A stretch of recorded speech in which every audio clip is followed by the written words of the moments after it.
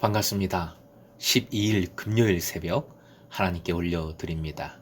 함께 우리 보좌 앞에 모였네 찬양 부르십니다.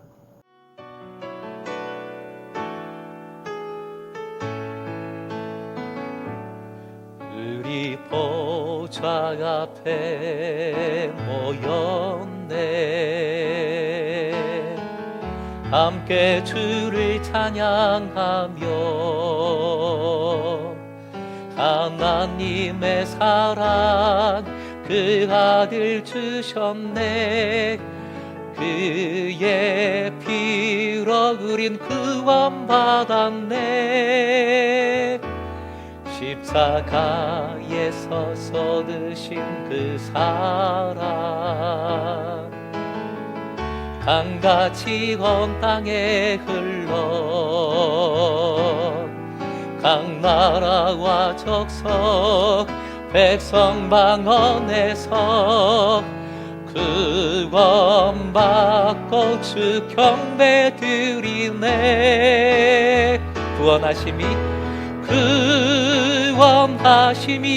보좌에 앉으신 우리 하나님과 어린 양께 있도다 구원하심이 보좌에 앉으신 우리 하나님과 어린 양께 있도다. 오늘 허락하신 말씀은 창세기 41장입니다. 41장 1절부터 8절의 말씀 함께 읽겠습니다. 만 2년 후에 바로가 꿈을 꾼즉 자기가 나일 강가에 서 있는데 보니 아름답고 살진 7 암소가 강가에서 올라와 달밭에서 뜯어먹고 그 뒤에 또 흉하고 파리한 다른 7 암소가 나일 강가에서 올라와 그 소와 함께 나일 강가에 서 있더니 그 흉하고 파리한 소가 그 아름답고 살진 7 소를 먹은지라. 바로가 곧 깨었다가 다시 잠이 들어 꿈을 꾸니 한 줄기에 무성하고 충실한 7 이삭이 나오고 그 후에 또 가늘고 동풍에 마른 7 이삭이 나오더니 그 가는 7 이삭이 무성하고 충실한 7 이삭을 삼킨지라. 바로가 깬즉 꿈이라. 아침에 그의 마음이 번민하여 사람을 보내어 애굽의 점술가와 현인들을 모두 불러 그들에게 그의 꿈을 말하였으나 그것을 바로에게 해석하는 자가 없었더라. 오늘의 기도 제목, 내 생각도 상황도 다 내려놓고 끝까지 순종하며 기다리게 하소서. 내 생각도 상황도 다 내려놓고 끝까지 순종하며 기다리게 하소서. 요셉은 술 맡은 관원장이 잊어버림으로 말미암아 2년을 더 감옥에 있습니다. 그러나 이것까지도 하나님께서는 요셉을 위해 만들어 가시는 겁니다. 요셉이 훌륭하지만 그가 주님 안에서 더욱 정결하고 더욱 겸손하고 더욱 충만하도록 완전하게 훈련시키시는 겁니다. 그 계획에 이방의 왕, 당시 가장 잘 나가는 왕까지도 동원하십니다. 오늘 본문을 통해 그것을 확인해 봅니다.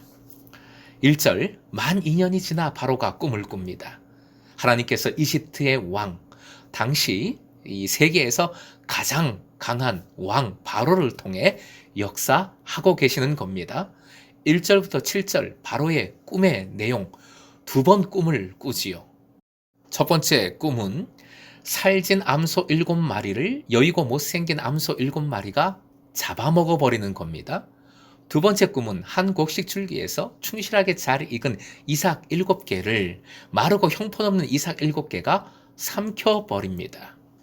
8절, 꿈을 꾼 후 바로는 마음이 번민에 가득 찹니다. 아침에 바로 고민에 대한 답을 찾으려고 바로는 최선을 다합니다. 바로는 꿈에 진지하게 대응하고 있는 것이지요. 이 진지성이 참 좋습니다. 중요합니다. 이 시대의 문제는 진지성이 떨어진다는 것이지요. 특히 영적인 문제에 있어서는 작은 것에도 대수롭게 넘어가서는 안 되겠습니다. 박사와 술객이 모릅니다. 세상의 지혜로움이 해결하지 못합니다. 그것은 이 문제는 하나님과 씨름해야만 알 수 있는 것이기 때문이지요.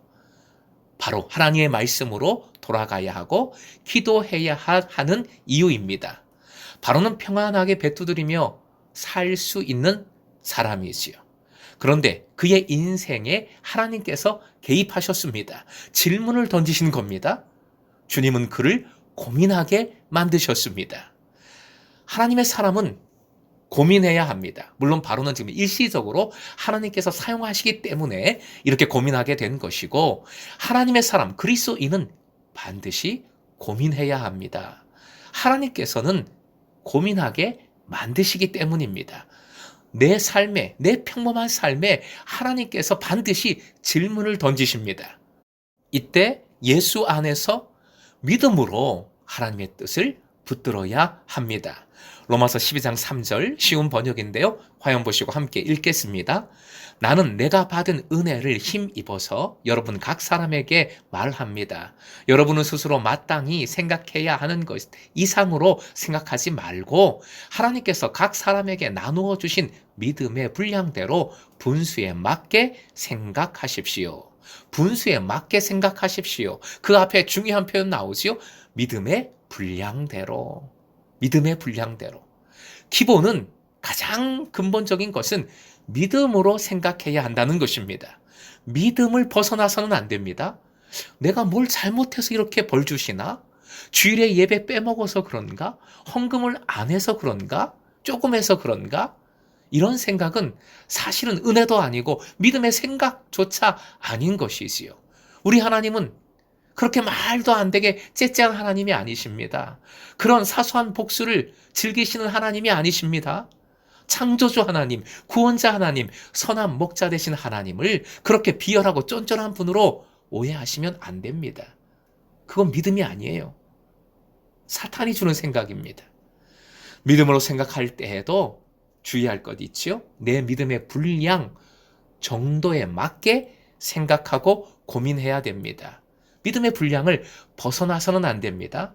가장 좋은 예가 에스겔의 대답입니다. 에스겔은 환상 중에 마른 뼈 골짜기를 보게 됩니다. 그 골짜기를 보는 에스겔에게 하나님께서 질문하셨습니다.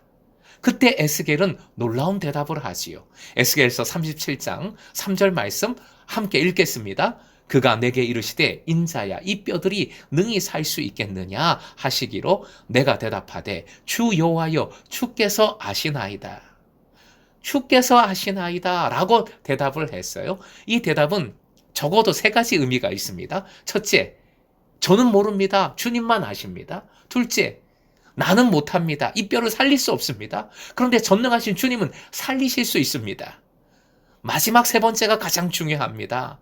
그런데 이 뼈들을 살리시든 아니 살리시든 주님의 뜻이 오니 제 생각에 살아나는 게 좋다고 할지라도 그 생각 내려놓고 무조건 주님의 뜻이 맞는 줄 믿고 끝까지 순종하겠습니다. 기다리겠습니다. 라는 뜻입니다. 바로 이게 믿음의 분량에 맞는 생각, 고민이고 대답인 것입니다. 사랑하는 금성의 제자 여러분, 여러분의 인생에 질문이 생겼습니까? 고민이 생겼습니까? 왜 이런 일이 일어났지? 왜 그 사람이 내게 그런 일을 했지? 왜 이게 잘 안 되지? 이 모든 질문에 먼저 하나님의 뜻을 구하십시오. 말씀으로 깨닫고 기도로 끝까지 매달리십시오. 무엇보다 따라해 주십시오. 주께서 아시나이다. 주께서 하시나이다의 믿음으로 내 생각 고집 내려놓고 상황의 좋고 나쁨도 내려놓고 주님의 뜻에 끝까지 소망을 품고 순종하십시오. 선하신 목자, 그 선한 인도하심이 있는 줄 반드시 믿고 상황이 내 눈에 어떠하든지 주님의 뜻을 붙들고 순종하라는 겁니다. 주님의 뜻을 붙들고 기다리라는 겁니다. 예레미야 애가 3장 25절 우리 마지막으로 함께 결론의 말씀으로 읽고 오늘 말씀 마무리하겠습니다. 화면 보시고 함께 읽겠습니다. 주님께서는 주님을 기다리는 사람이나 주님을 찾는 사람에게 복을 주신다. 아멘.